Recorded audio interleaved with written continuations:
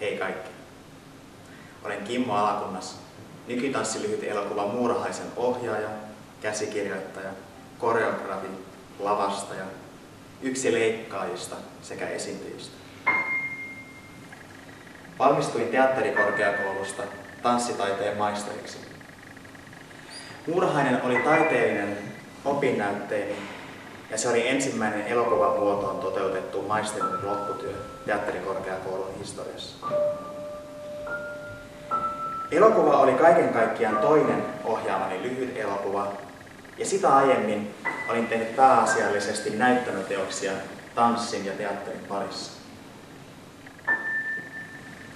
Muurahainen kertoo työnarkomaniasta kärsivästä miehestä, jonka todellisuuskuva alkaa hämärtyä ja arkiset asiat johtavat toiseen todellisuuteen, missä arjen käyttäytymissäännöt eivät enää päde.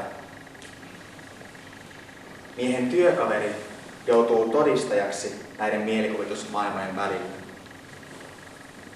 Ja poispääsy osoittautuu lähes mahdottomaksi. Mikä on totta ja mikä kuvitelmaa? Ja mikä on salaperäinen muurahainen, joka häiriköi elokuvan päähenkilöitä? Elokuvan pääaiheita ovat kyvyttömyys antaa ja vastaanottaa hellyyttä ja rakkautta. Se kysyy, mitkä ovat tapamme välittää näitä tunteita ja osaammeko tulkita tekojamme oikein tapojen viidakossa.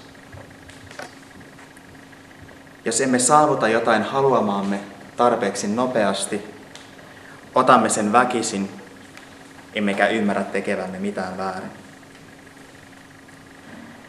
Muurahaisessa päähenkilö kiintyy työkaverinsa, saamatta kuitenkaan vastarakkautta. Muurahaisessa tanssi ja liike johdattelee katsojaa eteenpäin. Elokuvassa ei käytetä sanoja, joten katsojalle jää enemmän vapauksia tulkita tapahtumia. Muurahainen sai positiivisen vastaanoton niin Suomessa kuin ulkomaillakin.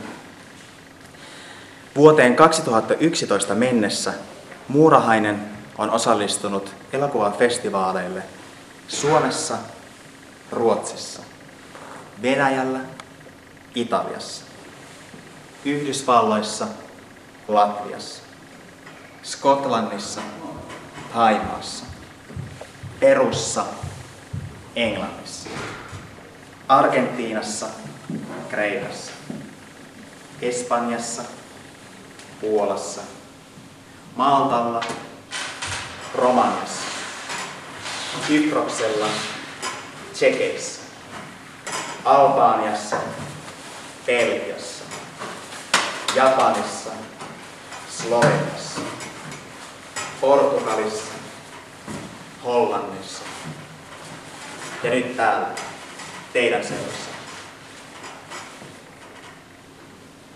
Muurahainen on myös palkittu parhaana lyhytelokuvana Suomessa, Kreikassa, Kyproksella, Japanissa ja Venäjällä. Toivon, että viihdytte elokuvan parissa ja toivottavasti näemme vielä uudelleen. Hei hei!